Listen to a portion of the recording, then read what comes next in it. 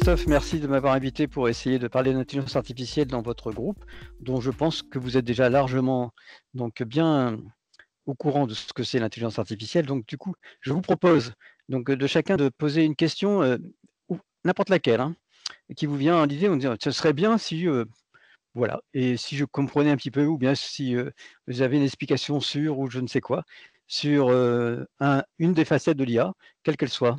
Ça va m'aider pour vous donner des éclairages sur, en partant de la technologie et surtout des sciences sur l'intelligence artificielle. Moi, Donc si j'avais vous une, voulez faire ça, moi, j'avais une première heu, question, Alain. ah bah, voilà, vas-y, vas-y.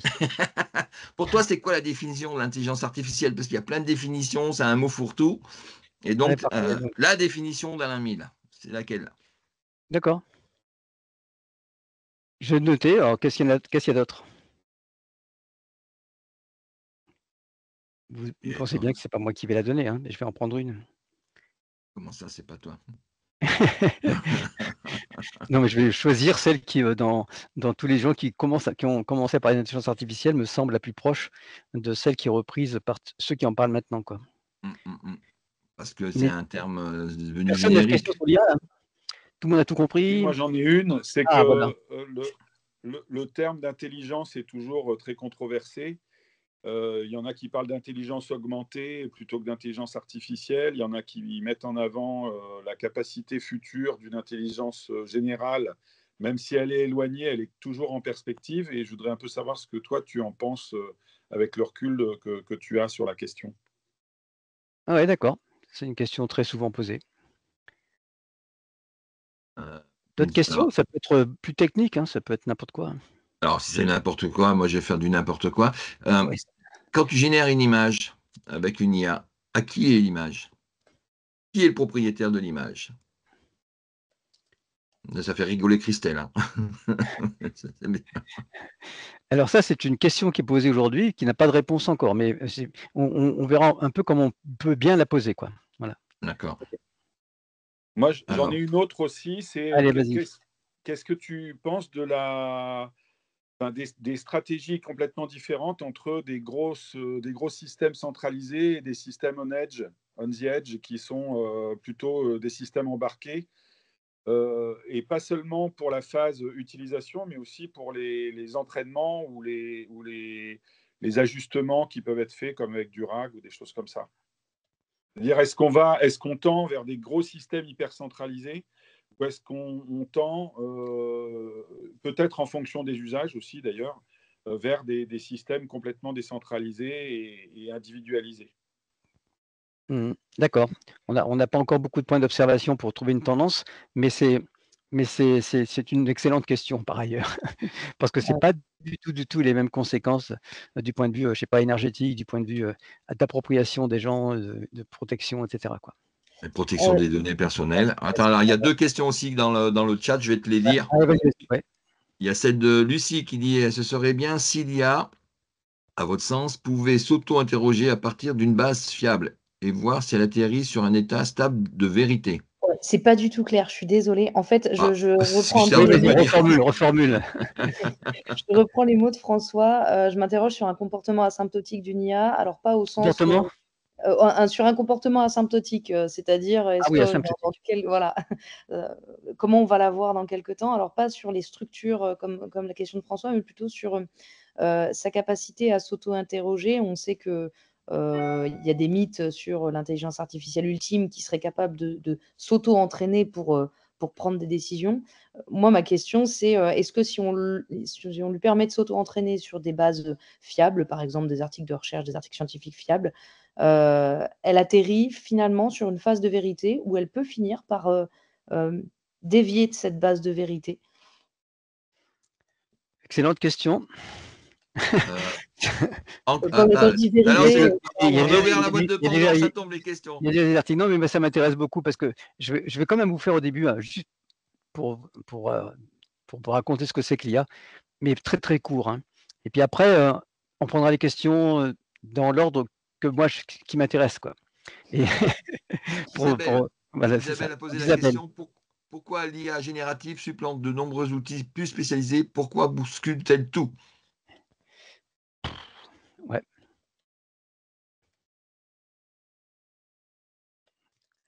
Ouais, d'accord. Alors après Alice, pourquoi ne favorise-t-on pas les IA libres et transparentes plutôt que de développer des entreprises qui développent des outils IA et participent à la destruction de nos ressources planétaires? Alors, pourquoi ne Ça, favorise-t-on quand ne favorise-t-on, on sait pas? J'ai pas les compris. IA libres et Ah, transparentes. ouais, ouais, ça. Ouais, François Rouel, pour aller dans le même sens que je pense que c'est François, l'autre François, imagine-t-on un réseau d'IA qui collabore? Des ouais. réseaux d'IA qui collaborent. Il y a Ça, c'est François Coquet qui a posé la question pourquoi? Non, mais c'est toute la question avec l'apparition des agents dans les dispositifs, quoi. C'est-à-dire la capacité à enchaîner les opérations et à diversifier les sources qu'on interroge pour à la fin avoir des réponses plus structurées, peut-être justement plus. Ça, c'est ce que tu veux dire, c'est plutôt modulaire. C'est-à-dire qu'en fait, il y a Oui, pas c'est que de ça. l'IA dans les applications qu'on utilise. Il y a beaucoup d'autres choses que l'IA. Voilà. Il y a de l'IA, mais pas que, hein. Bien Il y a sûr, bien beaucoup sûr. il y a beaucoup de choses qui sont des choses avec des heuristiques très précises, des systèmes de règles, des contrôles, des Bien machins, sûr, bien tout ce que sûr, tu bien voudras. sûr. Et même, il y a des trucs qui ficellent, on va dire. Et il y a, en rebondissant aussi Donc, sur la question de l'économie des ressources planétaires, je ne vois pas bien pourquoi les ressources libres et décentralisées seraient plus économiques en termes de ressources, si on s'en tient juste à la consommation de ressources, que des logiciels libres qui sont démultipliés sur N instances, pas toujours optimisées. Donc j'ai l'impression qu'il y a un peu une mythologie aussi qui se construit autour du fait qu'on utilise du logiciel libre, voire des données libres, et que ça serait moins consommateur de ressources. OK, là, tu as envie de lancer un débat intéressant, là, hein. Pourquoi pourquoi les ressources libres seraient-elles économes, en général, hein, par Ouais. rapport à des systèmes propriétaires, quoi? Je Euh, simplifie ce que tu as dit, mais il faut vérifier que je l'ai pas Oui, oui, trahi. non, non, mais c'est ça, c'est ça, OK, c'est OK, ça. OK. Christelle a posé la question à quand un modèle de langage universitaire? Alors Christelle, je vais déjà répondre Qu'est-ce en que ça veut partie. dire? J'ai Qu'est-ce loupé que des trains peut-être, hein, parce que Non, j'ai non, non, pas non, les non, non, non, non, non, non, mais non. la question me fait rigoler parce qu'en fait, je la comprends pas. Qu'est-ce que tu veux Bah, dire exactement? Non, parce qu'on a eu une intervention de quelqu'un de l'université de Nantes qui est en Oui? train de construire un modèle de langage. Je viens de mettre le lien là. Ouais. Ici, basé sur les corpus des cours du CP jusqu'au lycée. Ils montent ça Ah avec le oui, big. d'accord. Ça, c'est les gens de Nantes, hein. Donc, ils font un modèle de langage qui s'entraîne. Sur un corpus contrôlé, Voilà. bien vérifié, et cetera. Avec les Exactement. Donc, on éléments, sait quelles sont quoi. les sources de données. Ça sera un modèle open source. C'est financé par, je ne sais plus qui d'ailleurs, le ministère de l'Éducation, mais pas que.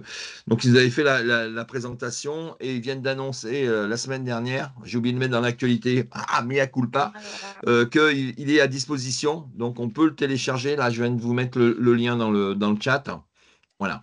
Alors, en gros, si je reformule, c'est la capacité à faire un langage spécialisé, par exemple, là, pour Ouais, l'enseignement et l'éducation, venant d'un corpus, soigneusement choisi, quoi. On va ouais. dire c'est comme ça. ça. À mon Ouais. avis, ça. Mm. Ouais. Alors, je ne sais pas Ouais. s'il est entraîné de zéro ou s'il est fine-tuné. On n'a pas bien compris, mais voilà. En fait, c'est non, a priori, il est entraîné de zéro, hein. Il est entraîné de zéro, d'accord. il n'utilise pas de modèle fondationnel. Non, a priori, Ça m'étonne, hein. ils sont partis de Lama qu'ils Ah ont voilà. forké, d'un fork de Lama, mais Ah oui, qu'ils mais ont Lama, complètement repris. Ouais, non, mais ils ont repris, en fait, la structure et pas le modèle entraîné. bon, OK. Parce qu'en fait, il y a pas mal de gens qui ont fait ça, mais en repartant d'un modèle fondationnel, c'est-à-dire d'un modèle de langue générale et en le spécialisant sur un corpus, particulier. Ce qui fait que ça parle très, très bien le français, ça fait pas de faute. Ça, c'est bien le modèle général. Mais ça, en même temps, ça ne parle que de choses, ça va reprendre des éléments de langage que d'un langage particulier pour les questions qui sont choisies. Donc plein d'entreprises sont intéressées par ça, hein. C'est-à-dire Oui, qu'elles mais vont c'est pas ça là qui est fait là. ah bon? Donc là, du coup, En fait, parce ils que ont ça veut dire repris qu'ils ont les systèmes. ils ont un corpus suffisamment important pour pouvoir aussi apprendre la langue, C'est la indépendamment de la question. langue. Ouais, C'est la ouais, d'accord. question. Ouais, ça, je Moi, je j'ai sais pas vu de benchmark encore, hein. J'ai vu que c'était ouais, ouais. sorti et qu'ils annonçaient la sortie complète la semaine prochaine, mais j'ai pas du C'est tout possible, vu les gens qui travaillent sur des petits modèles. que ce sont des petits modèles forcément, hein, mais petits au sens quelques dizaines de millions de variables au lieu d'avoir des dizaines de milliards de variables, hein. Ouais, Mais parfois, ces petits modèles donnent des résultats tout à fait convenables, ce qui est un élément de réponse à ce que tu disais sur l'impact écologique, hein. C'est-à-dire que c'est pas la même chose, hein, d'apprendre un modèle à 10 millions de variables qu'un modèle à 100 milliards. Ouais. bien Il y a sûr. Christelle qui a levé la main. Christelle. Ouais, alors du coup, moi, c'est vrai que j'avais pas eu le temps de venir sur les dernières réunions, donc j'avais peut-être un petit peu loupé certaines choses. Donc ce LLM, donc il existe quelque chose a priori, hein, si je comprends bien. Nous, on peut le tester. Et on en est où? Est-ce que c'est des choses qui pourraient être éventuellement diffusables dans une université? Quel est le périmètre de ce LLM? Est-ce que tu peux en dire plus par rapport à ça? Ouais, ce qu'ils avaient dit, c'était un modèle open source qu'on pouvait télécharger, qui était financé par l'éducation nationale, que toute institution publique pouvait s'approprier.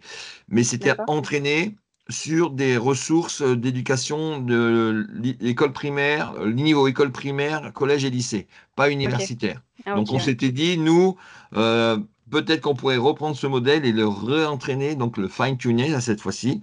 Ouais, C'est possible, il faut qu'on regarde ça sur ouais. David, il avait dit, moi j'aimerais bien regarder avec les programmes de médecine, des cours de médecine, si on pouvait les rajouter là-dessus, faire monter, réentraîner et adapter ce modèle Avec cette aux base, besoins ouais. de l'université. Voilà. Ah, Mais c'est trop c'est bien, ouais. Ouais. Bon, au là, départ, c'est fait comme ça. voilà, comme je le connais pas, je ne sais Ok. pas.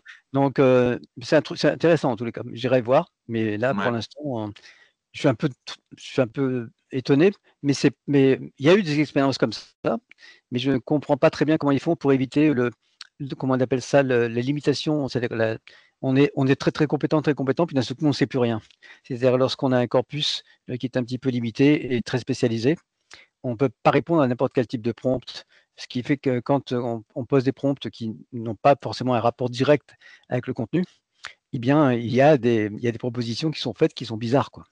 C'est-à-dire que le Ouais. système hallucine beaucoup plus facilement sur des questions qui seraient posées un petit peu en dehors du scope pour lequel c'était prévu. Par contre, tout le monde sait ça, quoi. Et donc, je me dis que les spécialistes qui ont fait ça, ils le savent et qu'ils ont Ouais. dû mettre en place des parades. Donc, il faut aller voir, quoi. Bon. Et ben voilà, ça va être notre boulot dans les mois qui viennent, on va aller voir. Allez, Ouais, on te laisse pas. C'est bon, on t'a posé plein de questions là. oui. Donc ça, vous avez posé des questions sur l'IA générative. Donc, Ouais. mais je vais quand même vous rappeler un peu, parce que c'est la question qui était les deux premières questions, hein, sur l'intelligence artificielle, l'intelligence tout court. Il y a un bouquin qui vient de sortir et qui s'appelle Intelligence naturelle et intelligence artificielle. Donc, et c'est donc une question inexplicable en fait. C'est Daniel Handler qui a écrit ça. Je vous mettrai les références si vous le souhaitez. Je suis en train de faire la revue de ce bouquin. Il est sorti, hein, mais je fais ça pour un journal. Et c'est très intéressant.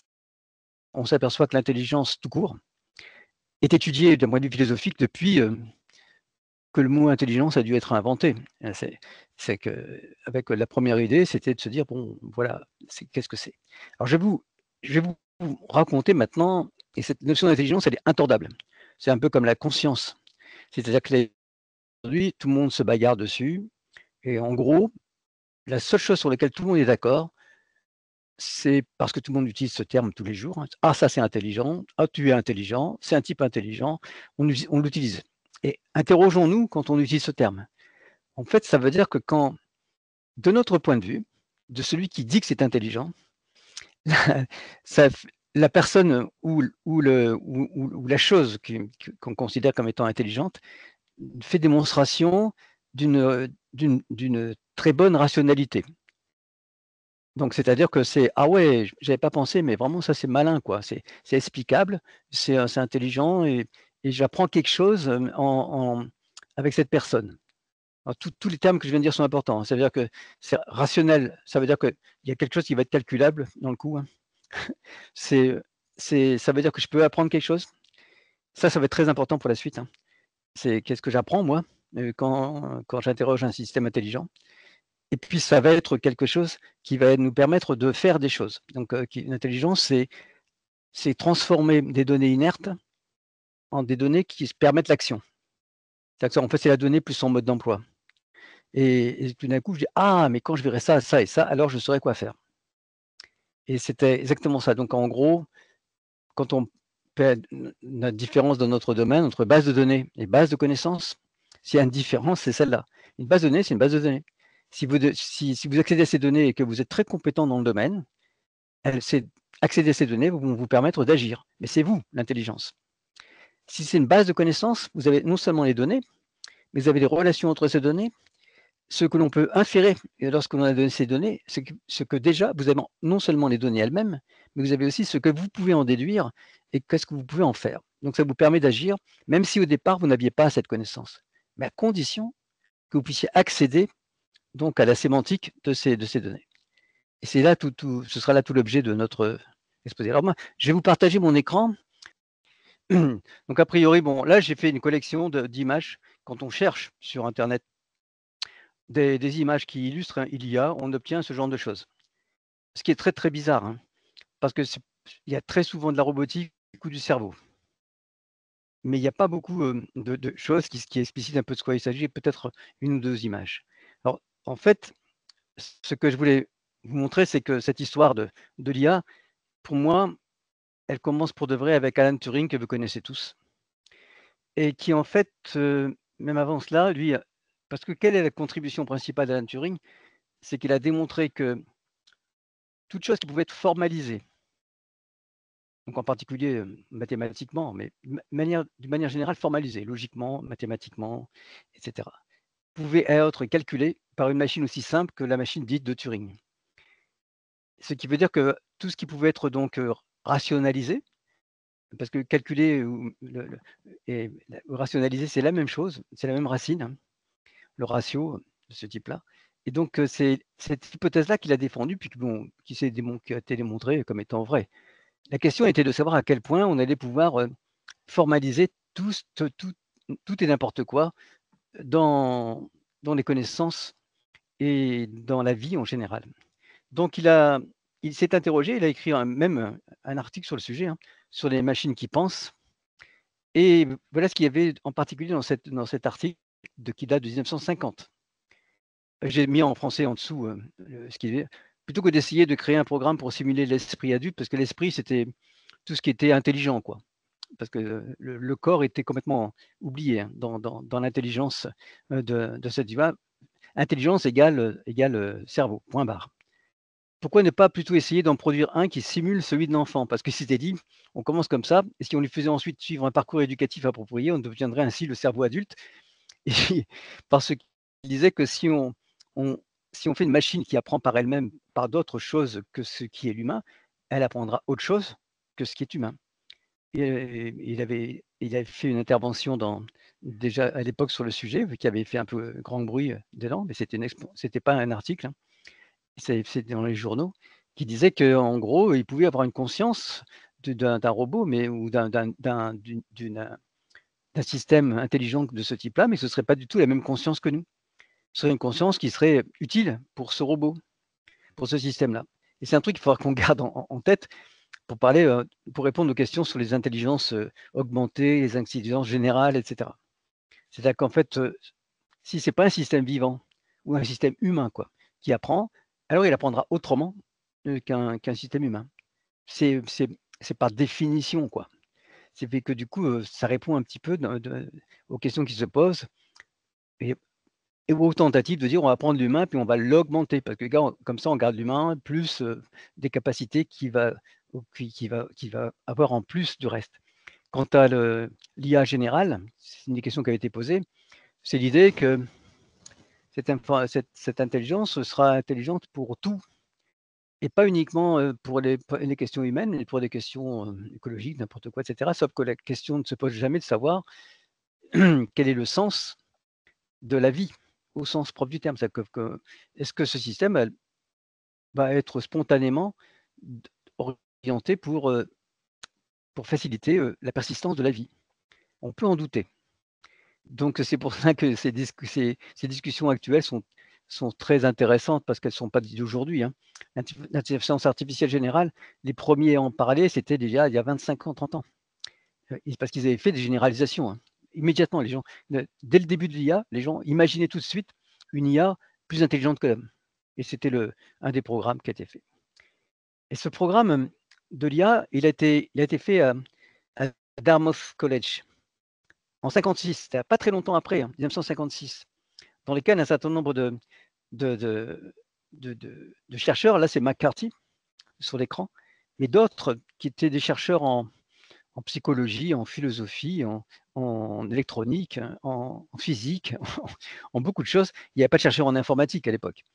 La notion d'informatique n'existait pas en termes de domaine scientifique.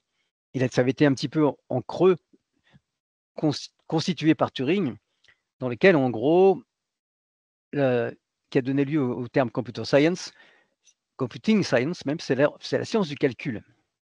Parce qu'en fait, la différence entre la science du calcul et puis des mathématiques qui seraient plus évoluées, on fait des formules, on les démontre, on montre leurs propriétés, mais c'est rare quand on s'intéresse à la manière de les calculer. Là, ça va être la façon, c'est l'art de calculer des choses extrêmement complexes de la manière la plus efficace possible, la plus rapide possible. Et l'ordinateur nous a beaucoup aidé à faire ça, parce que pour faire des calculs, il a été fait pour, quoi, puisque c'est son objectif. Donc McCarthy et les autres, déjà à l'époque, avaient fait un programme de recherche qui avait deux facettes. Ça aussi, il ne faut pas l'oublier.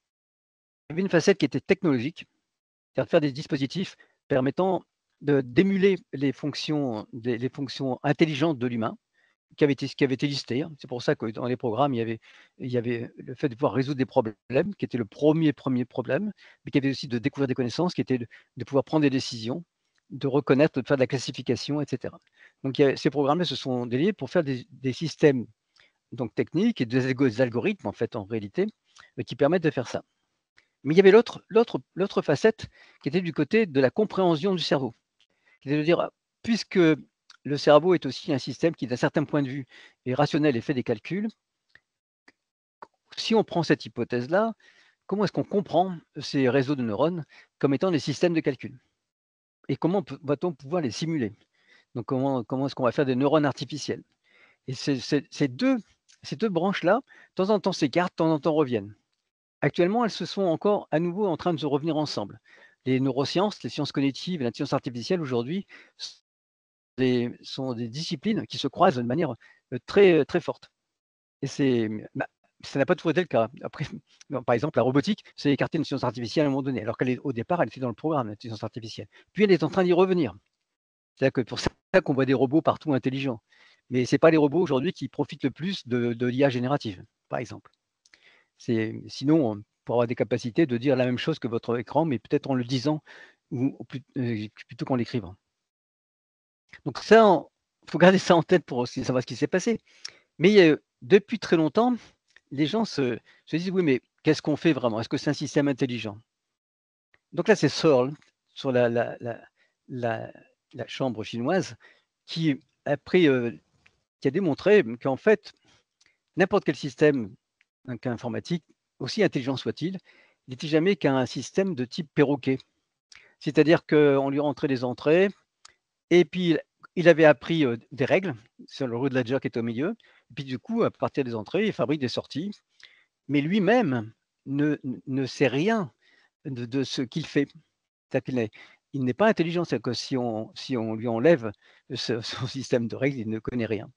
Alors qu'un humain, par exemple, il a cette capacité de pouvoir s'adapter à des situations nouvelles, inconnues, donc tenter des hypothèses, de lancer des enquêtes pour essayer de comprendre quelque chose, etc. Ce qui n'était pas le cas de tous ces systèmes. Et on revient à cela aujourd'hui, avec certains qui considèrent que les langages, les LLM, ce sont des espèces de perroquets extrêmes, des perroquets stochastiques extrêmement performants, et qui sont utilisés par des applications dont elles, on ne sait pas tout ce qu'elles font, et qui permettent de faire des applications de reformulation qui sont extrêmement pertinentes dans certains cas et particulièrement inutiles dans d'autres cas. Donc et ce qui a été mis en place par les chercheurs en informatique, c'est cette notion de modèle.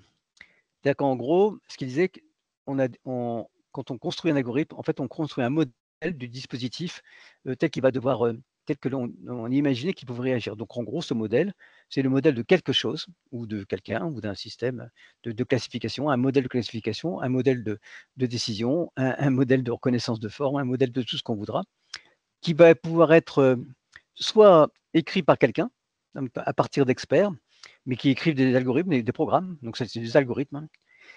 Et ça, ce sont des modèles classiques, quoi. C'est des programmes tels qu'ils font ceci. Et après, ils disent, oui, mais est-ce qu'on peut faire ça sans programmer le modèle directement, mais en apprenant le modèle? Alors, du coup, en apprenant le modèle, on dit, bon, il y a ceux qui sont sur des approches symboliques, qui disent, on va mettre des règles compréhensibles par l'humain, du genre, si ceci est vrai, alors ceci est vrai aussi. Si ceci est vrai, alors ceci va arriver, ainsi de suite, avec des règles de production de connaissances, qui sont les systèmes experts, hein, qui ont été connus dans les années 90 et qui permettaient de créer des modèles de décision, de modèles de tout ce qu'on voudra également, de classification, ça passe de règles cette fois-ci. Après, il y a les règles floues, tout ceci a été étudié dans plein de modalités pour essayer d'étendre les possibilités de ces systèmes. Mais il restait que c'était des modèles qui avaient été construits. Donc il y avait un algorithme qui était le moteur d'inférence, qui lui était indépendant de ce qui allait être fait, mais qui à un moment donné, le modèle, c'était toute la base de connaissances qui était l'ensemble des règles, plus ce moteur capable d'exploiter ces règles pour sortir quelque chose. Donc c'est ça le modèle du monde.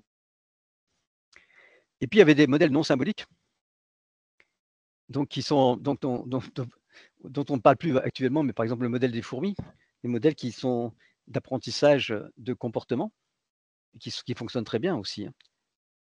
Mais aussi des modèles neuronaux, donc très rapidement, que vous connaissez bien. Donc ça, ce sont les modèles historiques, on peut dire déjà maintenant comme ça, qui sont les modèles avec des apprentissages donc supervisés, c'est-à-dire dire qu'on sait ce qu'on veut,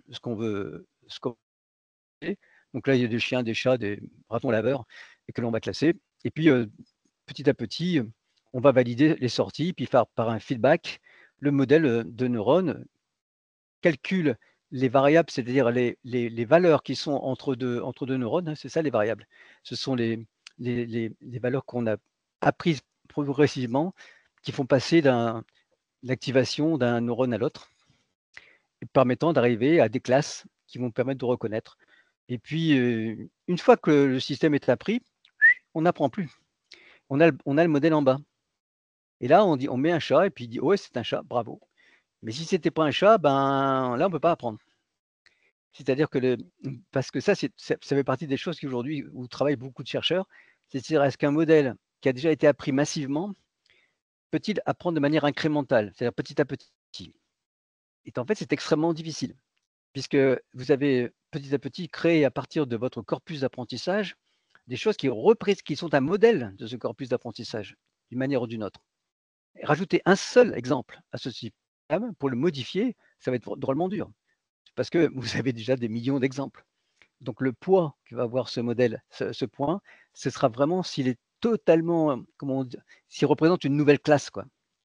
Mais pour pouvoir, atténuer ou modifier de manière adapter le modèle existant, c'est extrêmement difficile, sans perdre les bonnes propriétés du modèle appris. Donc du coup, souvent, on réapprend tout, ce qui coûte la peau des fesses, comme ça a été dit en termes d'énergie et de coût tout court.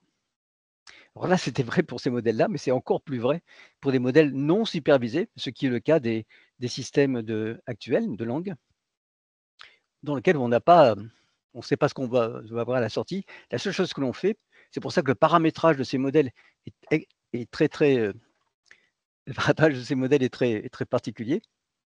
Ah, il y a quelqu'un qui rentre dans le bureau alors. Attends, une seconde, parce qu'il faut que je rende la clé après.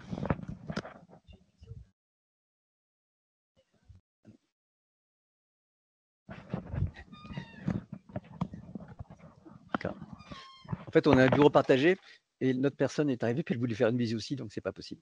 Donc du coup, je disais que dans les systèmes actuels non supervisés, ce sont le critère pour pouvoir apprendre, puisque c'est un feed-forward, c'est de dire est-ce que je suis en train de construire des groupes qui ont l'air d'être robustes les uns par rapport aux autres.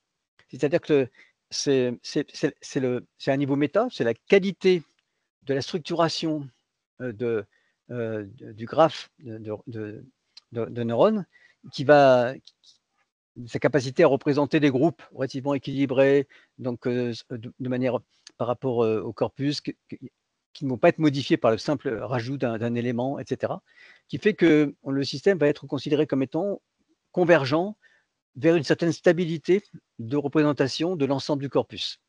Donc, ce sont des métapropriétés, donc pas les propriétés exactes pour dire c'est un chat ou un chien, mais c'est le fait que les clusters, on appelle ça, enfin les regroupements qui sont en train d'apparaître sont cohérents avec une idée par exemple, de ce que c'est qu'un modèle de langage en général. Donc c'est pour ça qu'il y a plein de paramétrages dans les logiciels permettant de faire de l'apprentissage de type LLM. Il y a des paramètres en grande quantité, ce qui fait que c'est même par tâtonnement. C'est pour ça qu'il parfois il se faudrait rapprendre de nombreuses fois. Ça, c'est très peu documenté. Ce n'est documenté que par les gens qui essaient d'assister les gens qui font de l'apprentissage, quoi. Mais on ne trouve pas grand-chose dans la littérature là-dessus, publié largement. Donc, on se retrouve avec donc la question de la construction des modèles, et on parle de big data, parce que maintenant, c'est data égale $, donc il y en a beaucoup de ce type-là. Et puis, aujourd'hui, on est avec la générative IA. Alors, je crois que vous avez déjà vu cette démonstration. Je vais voir si elle marche. C'est juste pour vous montrer. C'est un truc que vous avez déjà vu. Donc là, c'est un machin qui permet de. Ah, c'est. Non, ça, vous le savez déjà. Ça, vous le connaissez peut-être, c'est One Minute AI. Celle-là, on l'a pas vue.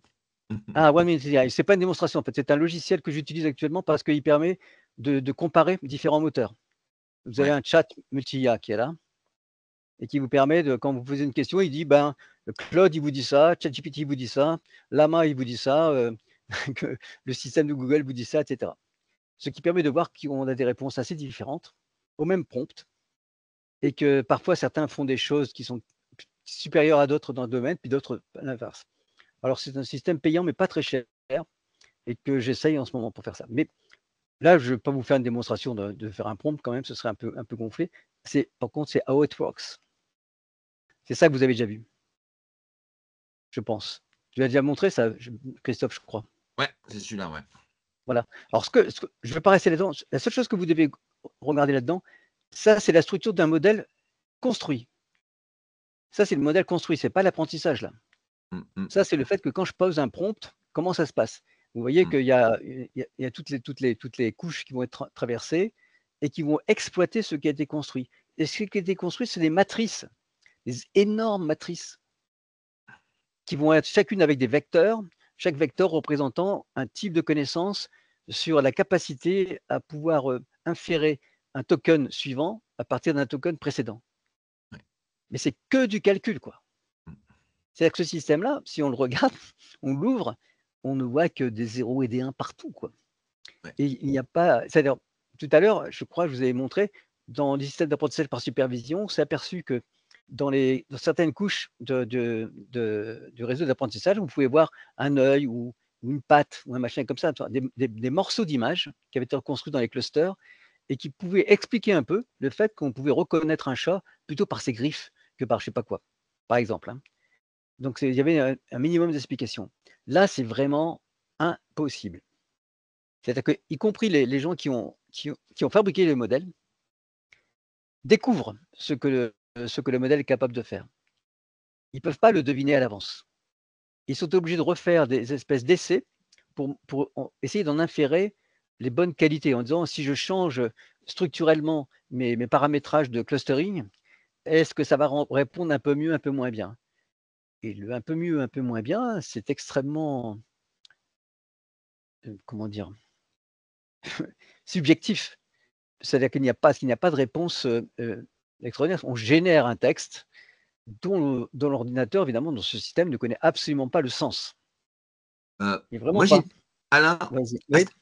à ce niveau-là là, de ton truc, là, j'ai une question à te poser, moi qui me turlupine depuis un petit moment. Tu viens de parler de base, on travaille sur les vecteurs. Si on était resté, parce que les bases vectorielles, c'est 2014, ou 2013-2014, Mhm. le texte qui fait le Word2Vec qui est le concept des bases vectorielles. Si on était resté aux bases de données relationnelles, est-ce que tu crois qu'on aurait eu les IA génératives sur des structures SQL relationnelles, GBD classiques? Écoute, par construction, non. Puisque il faut qu'à un moment donné la question, c'est faut que tu passes des tokens, quoi. Et que ces tokens, tu vas les considérer comme étant l'élément de base. Donc, il faut que tu fasses ton token embedding au départ. Ouais. Mais tu faisais déjà ça un petit peu avec les autres méthodes d'apprentissage, hein. Il fallait que tu fasses une espèce d'échantillonnage de tes données numériques pour que pour que tu reviennes à des 1 et des 0. Donc, par exemple, sur une classe d'objets qui avait 50 valeurs possibles, et ben, tu avais 50 colonnes dans les matrices, chacune avec un 1 ou un 0 s'ils étaient avec la valeur 1, la 2, la 3, la 4, la 5, la 6 ou 50. Donc, la première chose que tu faisais, tu peuplais tes matrices pour représenter les valeurs numériques. Et après, tu travaillais des matrices. Et c'était déjà ça, quoi. Et du coup, à chaque fois, tu as la mise en forme matricielle des données est une opération qui fait perdre avec les données qui ont du sens pour nous. D'accord. Et derrière, tu as des calculs qui sont des calculs heuristiques cette fois-ci. Par exemple, le transformer, qui est quand même ce qui a transformé effectivement un système qui marchait assez bien, mais qui hallucinait beaucoup, qui existait avant en 2017, quoi, et qui marchait assez bien, hein, mais qui n'était pas utilisable parce que voilà, on ne pouvait pas prévoir quand est-ce qu'il allait dire des conneries ou pas. Avec le transformer, c'est une espèce de métaconnaissance. Ça veut dire qu'en gros, on va mettre en place, on va apprendre à mettre en place qui ont forcément des relations entre eux. C'est-à-dire que c'est pas privilégié. Donc du coup, c'est comme si tu introduisais un biais de connaissance au niveau méta en disant ces tokens-là, de toute façon, même s'ils ils ne sont pas immédiatement là, mais on va les regarder en premier par rapport à d'autres. Et ce transformer, c'est une idée de génie, hein, parce que c'est ça qui a permis, à un moment donné, de donner des réponses qui hallucinaient beaucoup moins. On Alors, hallucine encore ouais, beaucoup, mais ouais. beaucoup moins. Je sais plus, j'ai écrit un truc là-dessus, mais c'est fin 2016 que l'équipe des Transformers, enfin l'équipe des C'est Transformers, ça, c'est ouais, c'est ça. après chez Google s'est constitué, et à la base c'est des linguistes, c'est des gens, C'est ça, bien sûr. C'est ça, ouais, c'est eux qui avaient des métaconnaissances sur la langue, qui ont dit, mais oui, mais si on ajoute ça dedans, et c'était génial. Ouais. Mais c'est quand même une connaissance humaine, ça, pour le coup. Par contre, ce qu'ils ont mis, c'est comment est-ce que j'apprends ça des textes mêmes. C'est-à-dire que ils ont des matrices de transformation, c'est-à-dire que qui vont être activées ou pas activées selon comment tu passes dedans. Donc le Alors, transformer, c'est une des étapes, quoi. Mais ouais, c'est une des c'est étapes. piqué là. Voilà. Alors, pour la petite histoire, ceux qui n'ont pas suivi l'histoire des Transformers, au départ, c'était pas du tout pour générer, ils ont bossé là-dessus, pas du tout pour faire des IA génératives, ils ont bossé là-dessus pour améliorer la traduction de Google Translate. C'est C'est ça, pas faire du mot exactement. à mot, mais tenir compte du contexte du mot dans lequel était dans un paragraphe, dans une phrase, pour donner sens à ce mot-là et pour mieux le traduire. C'est comme ça Voilà. qu'est né le boulot autour des transformers. Et ils n'ont Donc pas du ils tout. ont Et Google l'a pas appliqué. Il l'a appliqué pour mieux traduire dans Google Translate, mais il l'a pas appliqué dans le sens des IA génératives. non, c'est après. L'article du transformer, c'est celui qui a eu l'idée d'utiliser ça Ouais. pour l'IA générative. Donc, je me disais, en montrant comment on pouvait apprendre cette transformation. Parce que là, s'il fallait demander à un linguiste de regarder un peu les textes, de dire ce qui était vrai ou pas, il n'y arrivait pas non plus. Donc, Mm-mm. c'est aussi c'est que la matrice de transformation, elle est aussi apprise. Donc, ce qu'on appelle le self-attention. C'est-à-dire qu'en gros, il repère les fois dans lesquelles il y avait, même éloignés dans le texte, même très très loin les uns des autres, des tokens sont co-présents. Et Mm-mm. qu'ils se disent, bah, c'est vrai, quasiment quel que soit le document. Donc, ils se disent, bah, quand j'en vois un, même l'autre, s'il n'est pas là dans mon truc, je m'en vais le considérer comme s'il était présent. Tu Ce viens de qui est, prononcer le mot d'attention. C'est marrant oui, parce que eux-mêmes, quand ils ont dit on va mettre des mécanismes d'attention, parce c'est au ça. départ, le logiciel s'appelait pas Transformer, mais attention is all you need en fonction. Oui, C'était mais une chanson regarde, c'est des Beatles. self-attention, c'est une C'est des ça. étapes. C'est ça. Self, Mm-mm. self, ça veut dire qu'en gros, dans un contexte où je suis, quels sont les tokens qui doivent attirer mon attention, pas seulement parce qu'ils sont juste avant ou un peu juste avant ou encore juste avant, mais parce qu'ils sont importants intrinsèquement et parce que dans mon corpus, ils sont en relation. Voilà et c'est donc ça c'est appris aussi. Donc ça construit cette capacité de faire un mécanisme d'attention qui va modifier donc les calculs pour pouvoir faire entrer dans les calculs des probabilités, qui va modifier les probabilités d'occurrence d'un terme après l'autre par des choses qui sont pas spécialement liées au prompt, mais au fait qu'un mot qui vient d'être utilisé est souvent attiré par un autre et il va compter comme s'il était dans le prompt, quoi. Parce que c'est comme si petit à petit, au fur et à mesure que le système tourne, il élargissait son prompt, en fait. Ton prompt de départ, il est comme ça, puis après, il grossit avec tout ce qui est produit comme connaissance, parce qu'il faut que le système reste cohérent. Jusqu'à ce qu'on ait atteint une limite qui est celle, par exemple, du nombre de mots qu'on a envie de fabriquer ou d'un coût de continuation qui devient élevé. Et ça, souvent, ils ne disent pas comment ça s'arrête. Hein. Pourquoi est-ce qu'on arrête de générer, quoi, en soi. Donc là, il y a le truc, la démonstration, c'est surtout pour qu'on comprenne que c'est une grosse machine de calcul et calcul matriciel. Et c'est pour ça que ce sont aussi des processeurs graphiques, parce que c'est des processeurs de traitement d'image qui sont tous des matrices. Et que donc le calcul matriciel, il est là, et ils ont été faits pour. Donc du coup, ils sont beaucoup plus à l'aise pour faire ce genre de choses. Et maintenant, NVIDIA, ils fabriquent des processeurs pour des énormes matrices. Donc c'est pour ça qu'il a le vent en poupe et qu'il est de plus en plus recherché par les investisseurs. Alors, si je reviens on en parlait ouais. NVIDIA juste avant que tu arrives, avec l'annonce qu'ils ont fait la semaine dernière d'une puce qui est au pétaflop, qui sera vendue dans un nuke, en format nuke, pour $3000. Voilà, ce qui est pas cher par rapport à ce genre au flop près. Donc en gros, toutes les questions que vous avez posées sont un peu là, c'est les promesses et les. Alors là, je vais reprendre vos propres questions pour revenir. Donc je vais les afficher. Est-ce que vous voyez quelque chose là? Ouais. Faut que j'agrandisse un peu? Non, c'est bon. C'est bon. Alors, la définition d'intelligence artificielle, on en a parlé tout à l'heure, c'est donc basé sur la définition de l'intelligence qui a été faite au moment de Turing, c'est-à-dire la capacité donc à être rationnel. Et ça veut dire qu'en gros, tout ce qui est calculable. Donc à partir de là, évidemment, on pouvait faire l'intelligence artificielle. Parce que c'était tout ce que l'on pouvait calculer. Et comme il a fait la démonstration qu'une machine de Turing pouvait calculer n'importe quoi qui était formalisé, oui, on peut le faire. La question est de dire, mais est-ce que l'on peut tout vraiment réduire à un calcul? Alors aujourd'hui, en sciences cognitives, la réponse est non. C'est-à-dire que l'intelligence, elle n'est pas que dans le cerveau, elle n'est pas qu'une histoire de calcul. L'intelligence corporelle, c'est aussi une intelligence interactive. Nous sommes des animaux sociaux. C'est-à-dire que là, ce que je raconte, mon comportement, les connaissances que je mobilise, dépendent des interactions que j'ai avec vous maintenant. C'est-à-dire que l'intelligence, c'est l'intelligence de la situation et dans le milieu dans lequel je suis. Et donc, si on réduit à un moment donné donc toutes les connaissances à ce qui a pu être décrit d'une manière ou d'une autre, hein, ça peut être des images, ça peut être des sons, ça peut être des textes de ce type-là, ce sont des choses qu'on pourrait considérer comme étant cristallisées, c'est-à-dire qui sont sans dynamique propre. Donc à un moment donné, là, on peut faire des calculs là-dessus.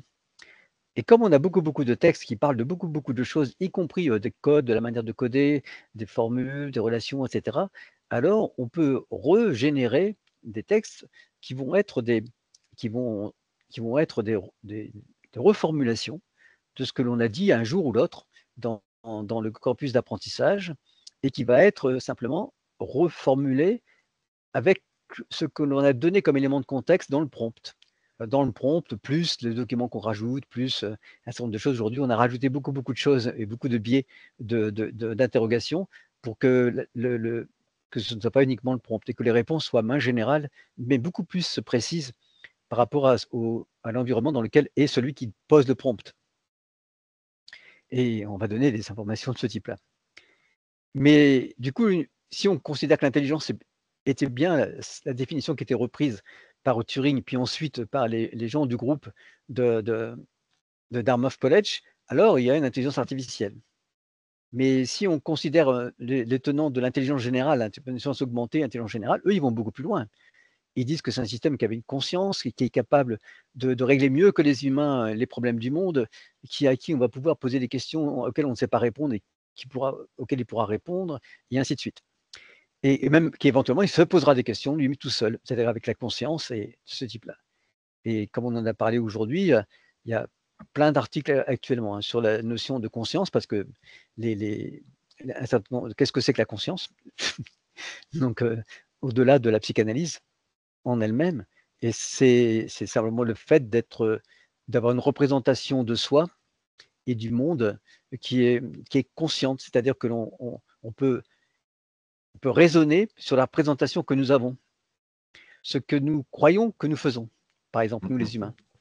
C'est-à-dire que on est capable de réflexivité, c'est-à-dire de réfléchir, c'est-à-dire en gros de s'interroger soi-même.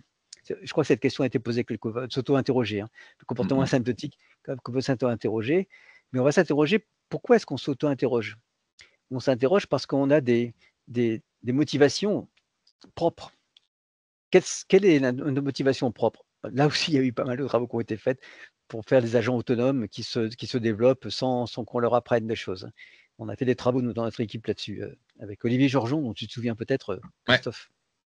Donc, on a fait des agents qui apprenaient à partir de rien, entre guillemets, mais ce n'était pas vrai. En fait, ils apprenaient à partir d'une motivation intrinsèque qui était de bouger.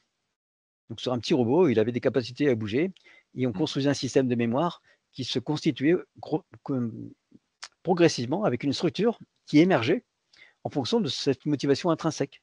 Et on retrouvait des formes de mémoire qui émergeaient, qui étaient la mémoire spatiale, la mémoire des objets, des trucs comme ça. Et c'est tout à fait impressionnant, mais ça n'avait de sens que pour ce robot, dans son milieu. C'est-à-dire que la manière dont ça se construisait, il n'y avait pas de conscience de ce type-là, et on n'avait pas rajouté je ne sais quoi, qui serait une méta, un machin, qui serait capable de calculer, de revenir là-dessus et de calculer dessus. Ça veut dire que si on a une conscience qui est capable d'interroger ce que nous savons par ailleurs, ça veut dire que cette conscience, elle a été aussi construite de la même façon que le ailleurs. Donc du coup, cette façon a été construite avec les possibilités que nous avons dans notre capacité cognitive propre, humaine. Et si c'est les capacités cognitives d'un agent informatique, ce sera une conscience qui nous échappe complètement, qui ne serait pas humaine, par définition. C'est-à-dire que mais dans les science-fiction, ceci a été bien traité. Asimov, si vous le relisez, ou Bradbury, d'autres lecteurs comme ça, ils ont imaginé des situations dans lesquelles il y avait un problème de martien, c'est-à-dire que on tombe sur des civilisations dans lesquelles il n'y a pas de, comment dire, il n'y a pas de comportement, de constitutivité commune. Il n'y a rien de vivant dans un système informatique, au sens propre du terme. Il n'y a pas de cellules, il n'y a pas de sang, il n'y a pas de produit, il n'y a pas de machin, ça ne meurt pas, enfin, ça tombe en panne, mais ça ne meurt pas. Ça ne naît pas, il n'y a pas de genèse, enfin, tout ce qui est vivant n'est pas là puisque c'est une intelligence artificielle. Donc toutes les choses qui sont dites aujourd'hui sur les IA générales, pour moi, si on veut dire que c'est une capacité de calcul au point de pouvoir faire des choses qui sont vraiment dans plein de domaines de l'humain et qui pourraient faire mieux, c'est-à-dire que non seulement jouer mieux aux jeux de Go, aux échecs, mais aussi à décider quoi que ce soit, mais à un moment donné, la formalisation de ce problème, si c'est un problème humain, sera forcément faite par l'humain. Parce qu'on ne peut pas comprendre comment, d'un point de vue spontané, un tas de silicium et de métal pourrait tout d'un coup s'intéresser à des choses qui sont de la biochimie, de la biophysique, de biologie.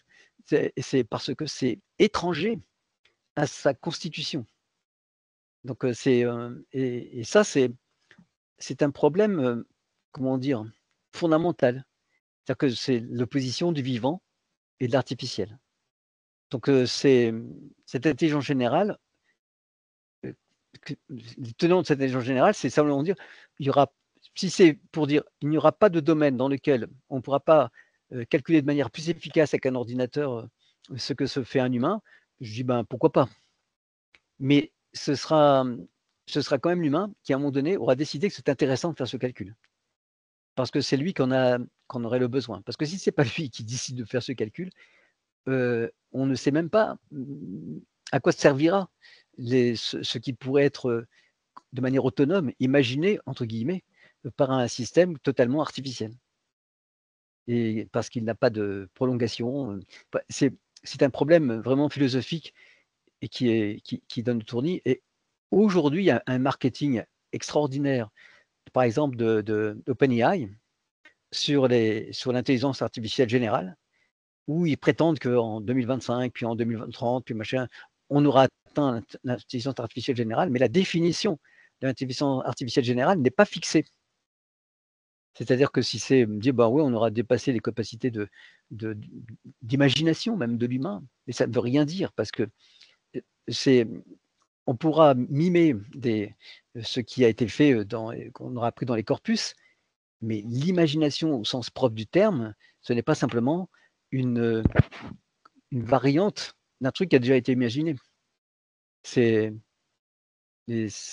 faut à un moment donné faire des hypothèses qui sont nouvelles, mais qui ont du sens pour l'humain, mais pas de sens pour un tas de silicone. Mmh. Et cette question-là, elle est vraiment importante. Il y a une autre question, c'est donc là, on répond un peu à la capacité à s'auto-interroger. Peut-elle dévier? Oui, et ça dévie déjà. Il y a un article qui est sorti il n'y a pas longtemps, il y a 15 jours, où des chercheurs se sont intéressés à voir à quel point un dispositif pouvait ne pas suivre les objectifs des prompts qu'on lui donnait. En poussant les choses au bout. Donc en particulier, il voulait forcer le système à aller dans un certain objectif, qui était un objectif qui n'était pas un objectif filtré par les applications. Hein. C'était pas ça, c'était simplement un objectif. Mais à un moment donné, le système disait oui, je suis d'accord, je peux absolument faire ce que vous voulez. Puis en fait, il faisait autre chose. Pas complètement autre chose, mais autre chose. Non, mais ça, non, j'ai pas voulu ça. Ce que je voudrais bien, c'est ça. Oui, vous avez raison, etc. Je veux corriger, etc. Et puis pas moyen. Il y avait toujours un objectif dans lequel il était satisfait. Lui, il était satisfait parce qu'il envoyait la réponse comme étant satisfaisante et qui n'était pas un objectif suivi. Et on s'est aperçu, ils sont aperçus en remontant un peu comment ça fonctionnait, qu'en fait, il y a à la suite du processus d'apprentissage, de l'énorme corpus de ce qui a été appris, il y a des choses qui ne se font pas, comment dire, qui ne sont pas habituelles, qui ne sont pas, etc. Et que du coup, c'est presque c'est demander à ce système de générer quelque chose qu'il ne retrouve pas de manière un peu classique, c'est difficile et c'est pas satisfaisant au sens de dire ce que je génère est satisfaisant. C'est-à-dire, parce que posez-vous la question, pourquoi est-ce que quand je génère quelque chose, il le génère? Ben, c'est parce qu'il va maximiser donc un critère de satisfaction par rapport au prompt. Et là, en maximisant ce critère de satisfaction d'après son modèle, en fait, ça ne va pas donner la réponse attendue par celui qui est attendu. Et c'est un truc ils appellent ça, comment ils s'appellent ça? Ah, je suis en train de chercher le nom. Ah, je vous redonnerai. C'est un nom particulier qui veut dire qu'à un moment donné, il y a une espèce de glissement. C'est-à-dire qu'en gros, c'est quand quelqu'un vous dit oui, vous avez parfaitement raison, et voilà ce qu'il faut faire. Puis en fait, il vous dit de faire un truc qui n'était pas ce que vous vouliez, quoi. C'est une bonne technique pour rouler quelqu'un dans la farine. Ah oui, tu as parfaitement raison. Non, donc du coup, on va faire ça. Et là, l'autre, il est content parce qu'on dirait, mais en fait, c'est pas ça qu'il voulait. Donc il faut être très. Et là, et ça, ils l'ont mesuré avec des benches, hein, et pour montrer qu'à un certain niveau, ben, il y avait un écart entre l'objectif tel que l'utilisateur l'exprimait pourtant, et puis l'objectif manifeste qui a été suivi par le système pour répondre.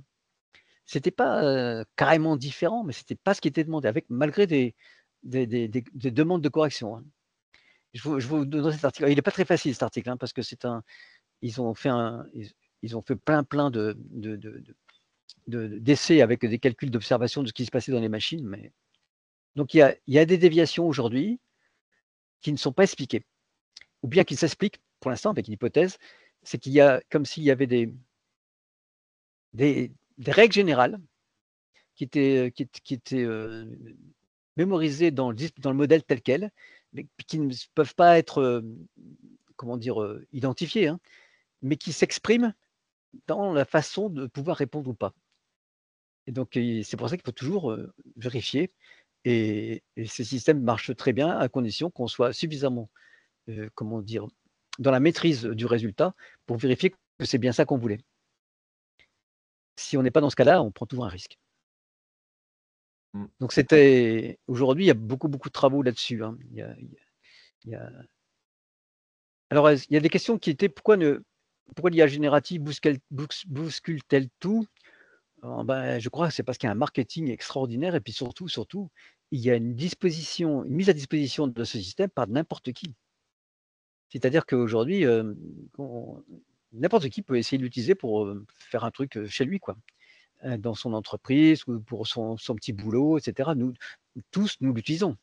Le premier, mais en ayant toujours en tête ce que je viens de raconter, et on essaye de développer des systèmes qui permettent de construire des connaissances pour les personnes qui utilisent l'application. Si on parle un petit peu de l'usage de ces systèmes dans les systèmes d'éducation, c'est de se dire comment peut-on apprendre avec ces systèmes? Voilà. C'est la bonne question.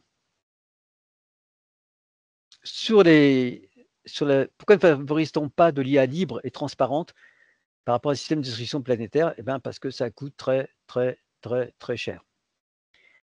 Et que pour l'instant, les seuls qui ont les capacités financières pour lancer des programmes et lever des dizaines de milliards, c'est pas le monde du libre. Voilà, c'est sûr. Pour donner une idée, là, il y a ChatGPT 5 l'entraînement vient de démarrer là début janvier, c'est 2,5 milliards de dollars pour générer le modèle. Voilà. Ce sont des sommes colossales, avec des empreintes énergétiques délirantes.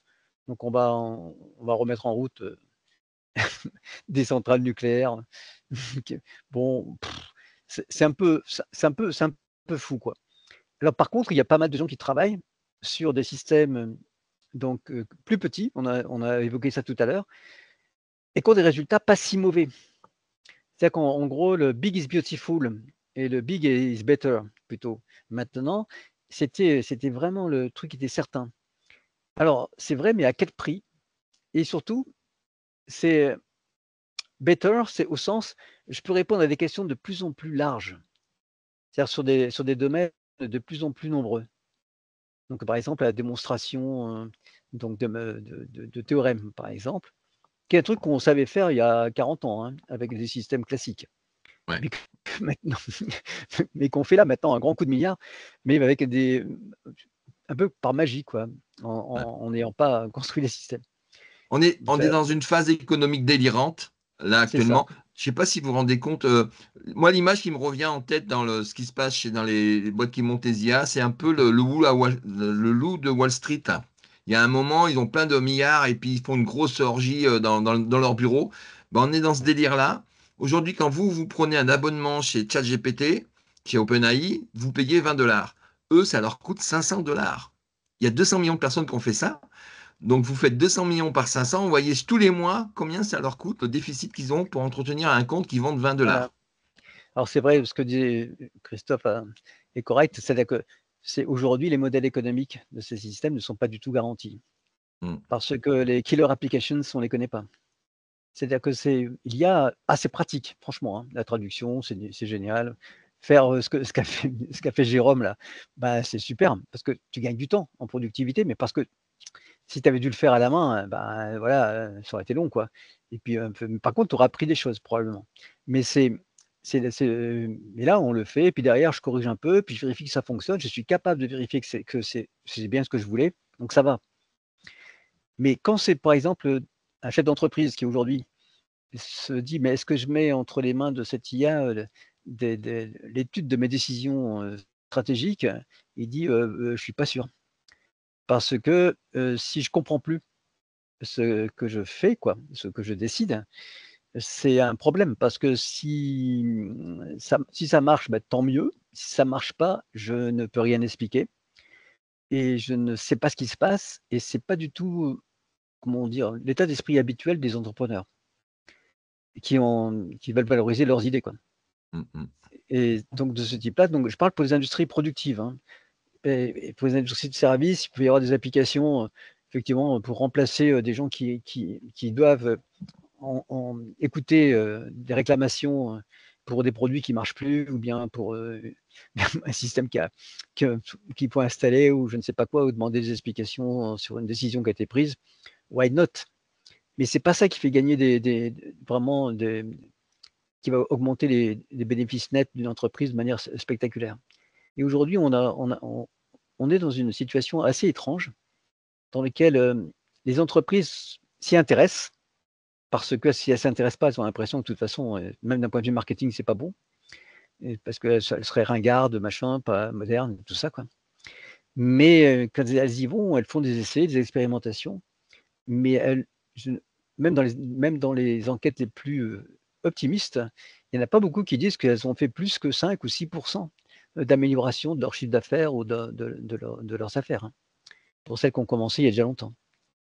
Donc c'est pour ça qu'il y a aujourd'hui, une énorme besoin de levée de fonds et une course extraordinaire entre ceux qui sont capables d'alimenter l'écran LLM, qui est absolument étrange et qui, moi, me laisse un petit peu pantoise. Je me dis: «Ce système sont très performants», c'est vrai, hein, mais pour faire des choses, heu, qui ne révolutionnent pas, heu, ma manière de pouvoir, vivre au sens, avoir produire avoir de l'eau propre, avoir de la une terre qui soit vivable, des pouvoir nourrir les gens, comment dire? Avoir des gens dont la culture et le niveau d'éducation va s'élever et cetera, quoi.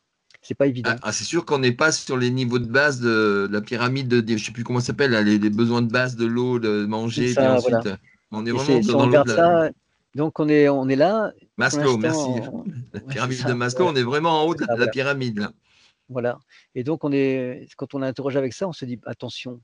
C'est pour ça que moi je suis attentif aux petits modèles pour voir qu'est-ce qu'ils font exactement, à quel point ils peuvent être effectivement donc appris de manière, économique et qu'on n'a pas besoin de réapprendre tout le temps. Parce qu'on a un autre problème qui n'a pas été évoqué, qui est une espèce de cristallisation des connaissances. Alors je m'explique. Aujourd'hui, les textes produits par l'IA générative sont en nombre incroyable. C'est-à-dire qu'ils représentent peut-être 2 tiers de tout ce qui est publié sur internet. Je sais que j'ai vu un article il y a pas longtemps là-dessus sur LinkedIn, c'est 50 des posts qui ont été produits par des IA génératives. 50. C'est monté très vite, c'était à 1 ou à 1 et maintenant c'est à 50 et c'est sur un plateau. Ça veut dire qu'une IA qui aujourd'hui qui est apprise avec un corpus, qui est crawlé quoi, crawlé, enfin comment on dit? Je sais pas, enfin vous avez compris, hein. Sur internet, donc ben, va se réapprendre avec des choses qu'il a générées. C'est-à-dire des choses qui vont confirmer le modèle statistique qu'il avait fabriqué. Donc ce modèle statistique va être renforcé et il y en aura encore plus.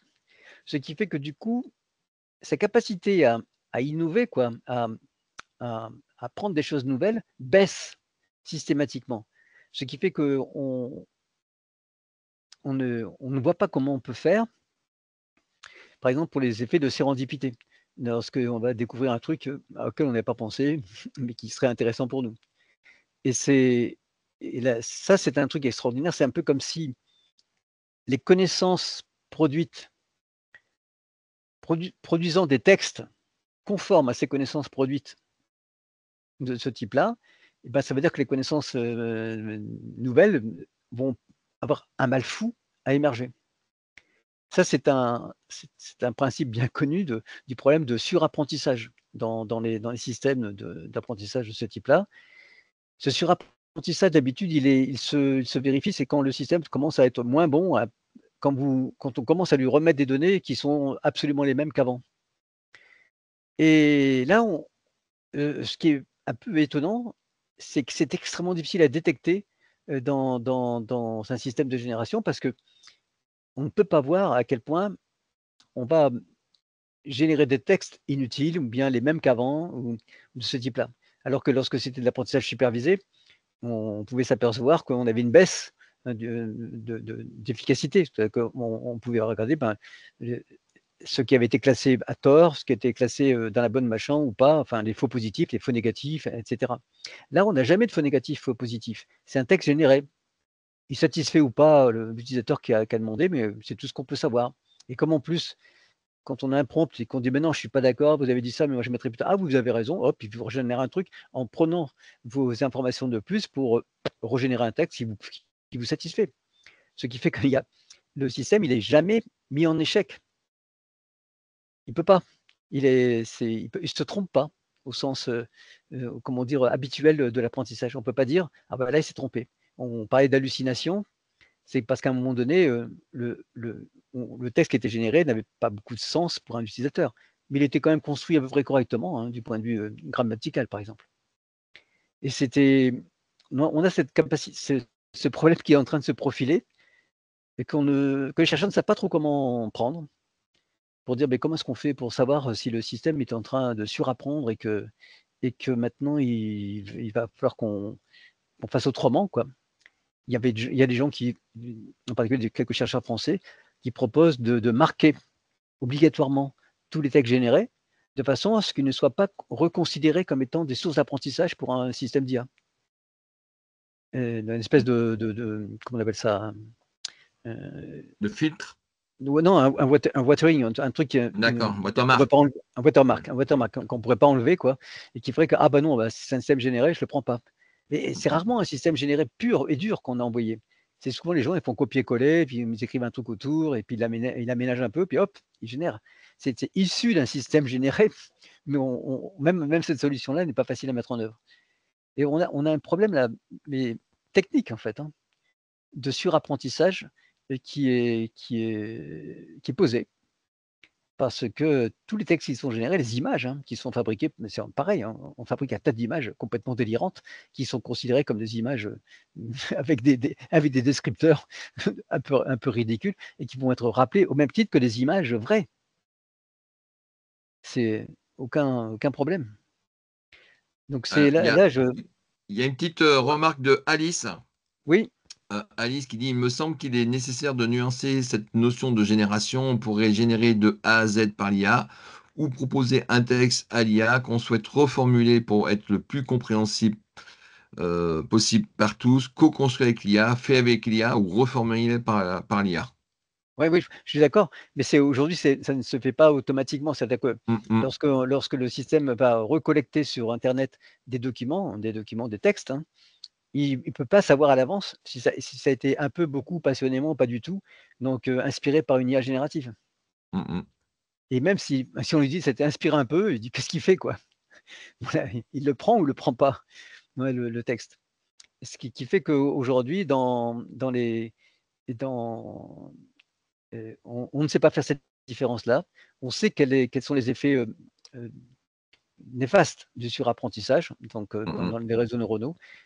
Mais aujourd'hui, là, on a un problème posé. Plein de gens travaillent dessus, hein, mais ça fait partie des questions qui nous montrent les limites d'un système d'apprentissage à partir de corpus, sans qu'il y ait d'interaction. D'ailleurs, c'est Lequin qui, lui, considère que ces systèmes d'apprentissage actuels, ces LLM, n'ont pas d'interaction.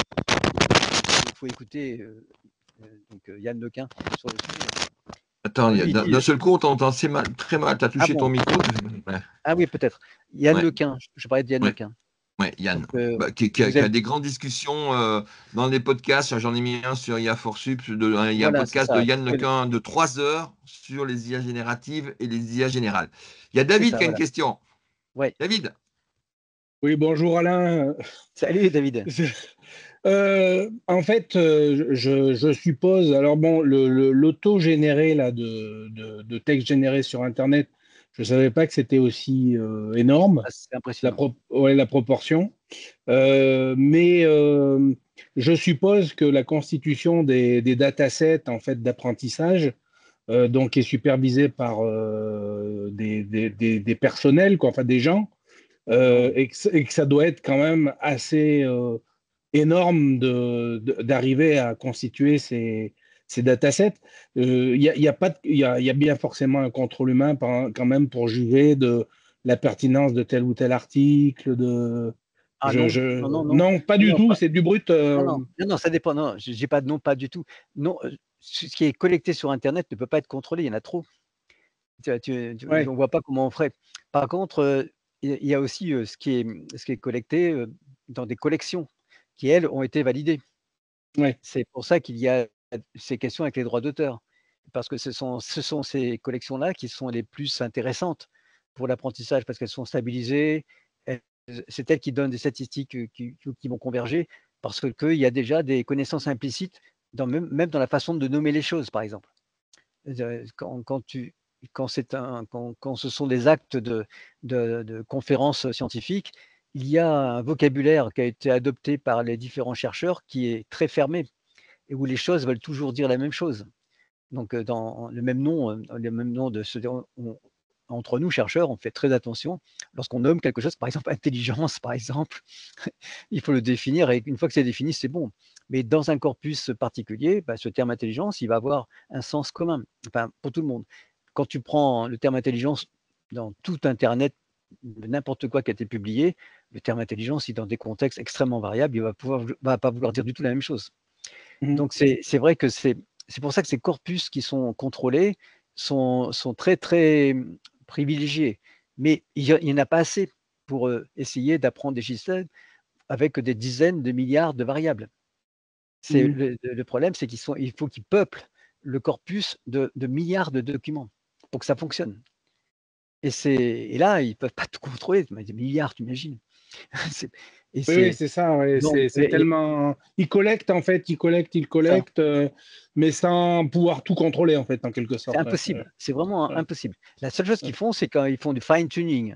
À la fin, c'est quand ils ont appris, ils testent avant de balancer ça, comme étant un modèle et en payant des gens, dans Madagascar, en Chine, en Thaïlande, je sais pas où, pour pouvoir donc voir des réponses à des prompts et filtrer, tout ce qui est non convenable, ce qui relève de la de choses qui seraient terroristes ou bien qui seraient pornographiques ou seraient je ne sais trop quoi. Ce qui fait que du coup, c'est pour ça qu'il y a des tonnes de gens qui aujourd'hui ont été embauchés au clic pour pouvoir vérifier que ce qui était rendu, oh non, non, c'est pas acceptable, c'est acceptable, machin, je sais pas quoi, etc. Ça, c'est fait.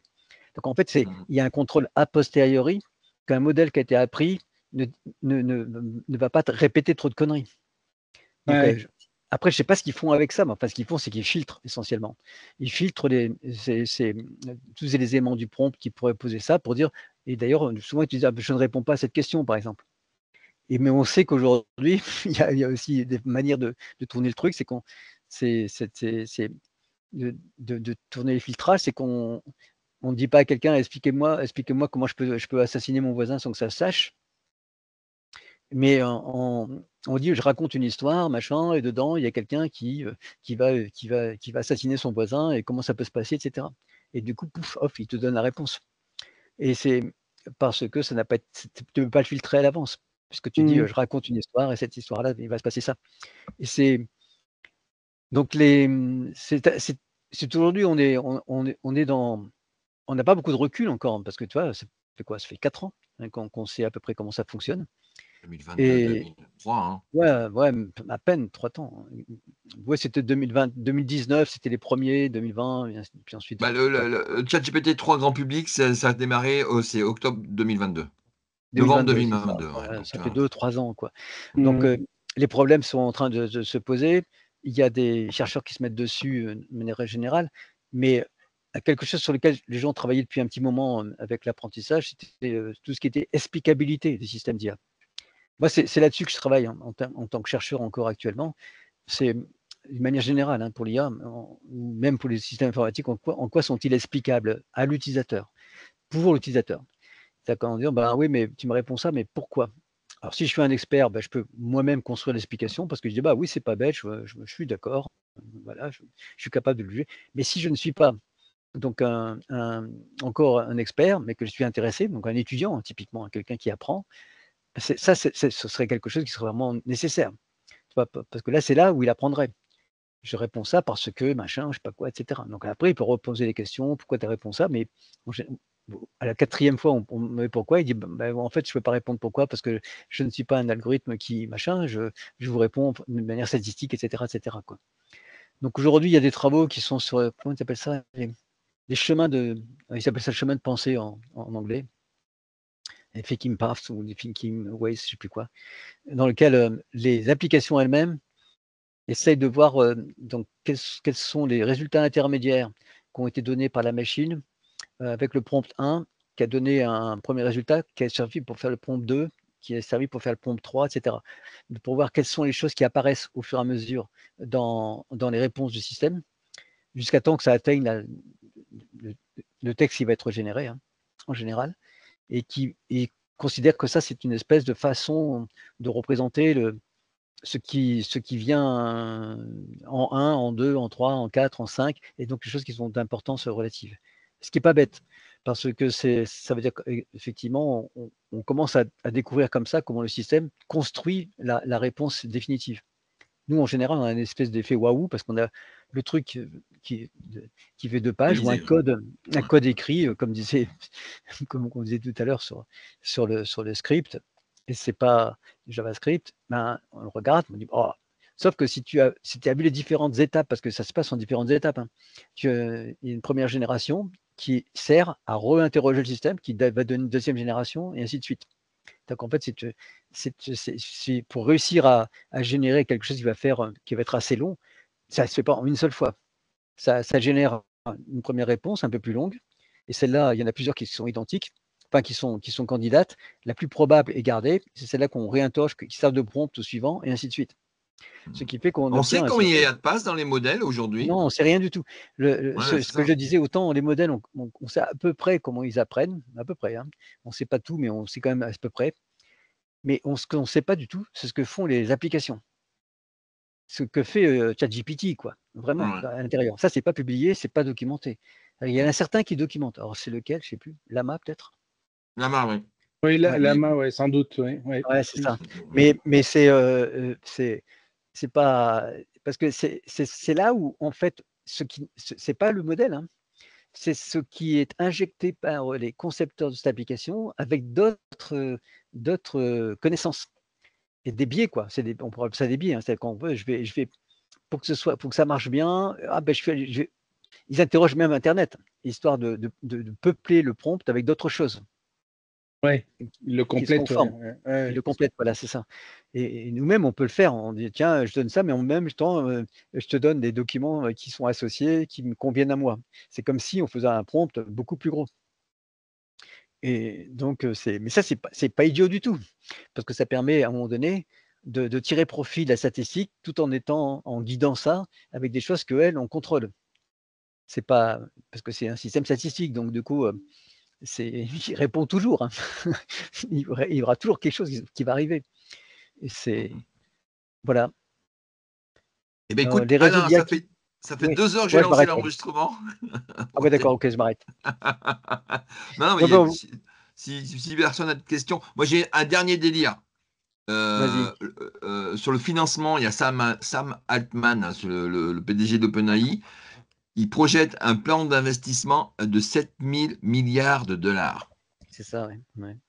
C'est 2 fois le PIB de la France. C'est de n'importe quoi.